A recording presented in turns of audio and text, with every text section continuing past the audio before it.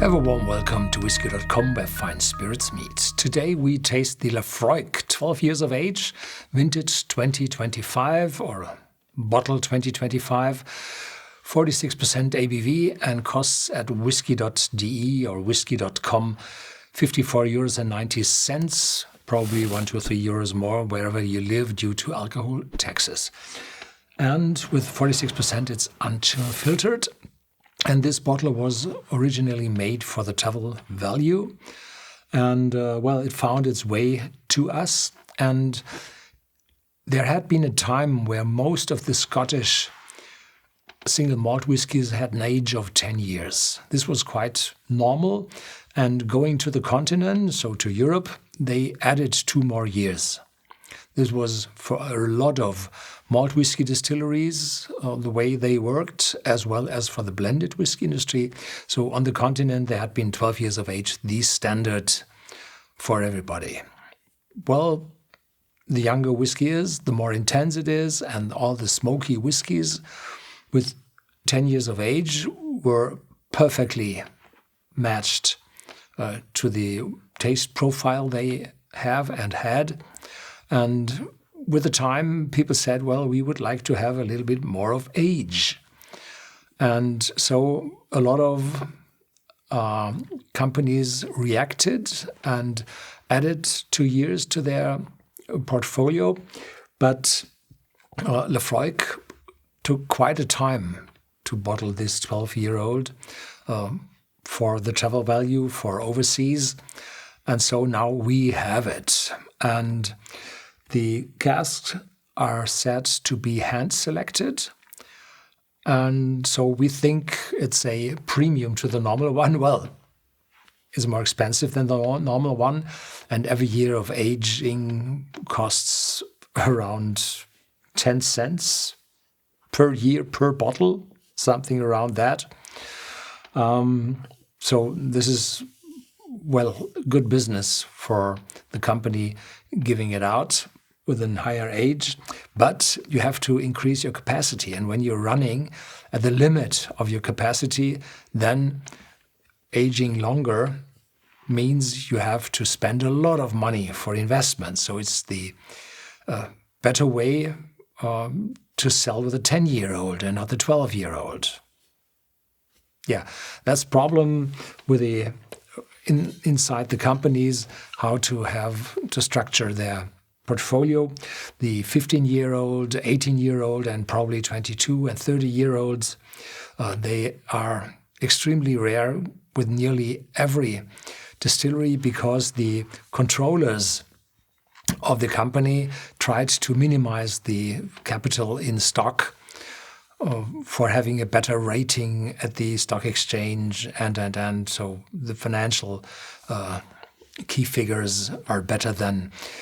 But there had been a time where the distilleries invited the controllers to the distilleries and showed them what it means to mature a whiskey longer. So that brought more thoughts into the controllers. And there had been a saying, it's not good to have managers on their positions in the whiskey industry for a shorter period of time than the maturation period of the whiskey. And in modern times, managers stick to their jobs just 5 years or 6 years, and then they move on. So they robbed the warehouses, and the possible age dropped. Yeah, now Laphroaig is going up, exclusive to the travel value shops, but, it found its way to us. Very good. Flavor profile, smoky, salty, fruity, drawn from selected American oak barrels, given a twist on our signature smoky style. So here we are. We all know the style of Laphroaig. Sometimes I'm saying stinky hospital disinfection, and sometimes I find it quite attractive. So it depends on my personal mood how I find the Laphroaig.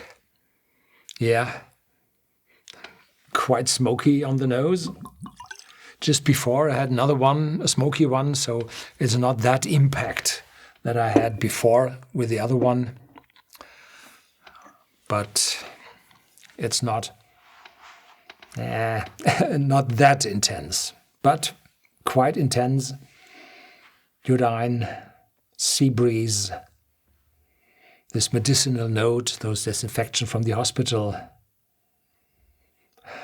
and a little citrus note in the back.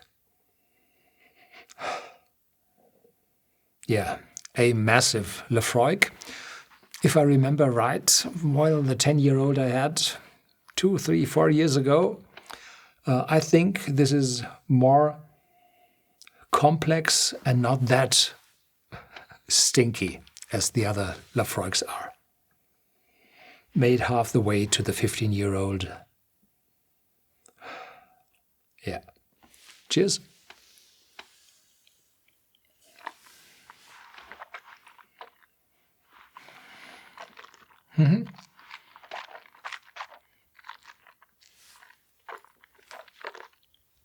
Impact intense, 46% ABV. This is distinguished this bottle from the 10-year-old, which comes with 40%.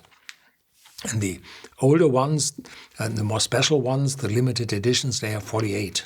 So this makes 2/3 of the way, or 3/4 of the way to the 48% whiskies.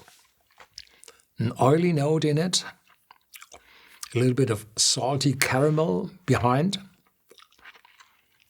a little peppery chili note, but very little, not really sharp, no. And what's that? Nuttiness, yeah. The aftertaste is a little drier, not too dry, no, medium to dry. Smokiness still stays in my mouth. Citrus sweet is gone. Yeah.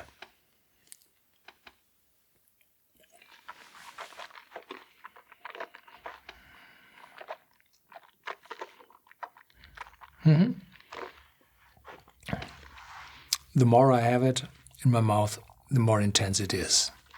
Yeah, covering my mouth. Intense, sea breeze, iodine, oakiness, lightly pepper or chili note in it. Yeah, now dark chocolate and this nuttiness. Yeah, long aftertaste. Quite long now. Not too dry. My tongue is not sticking to the roof of my mouth. No. And yeah, very massive, very long aftertaste. A lot longer than a 10-year-old. So that's it for today. Thank you very much for watching. Catch you next time.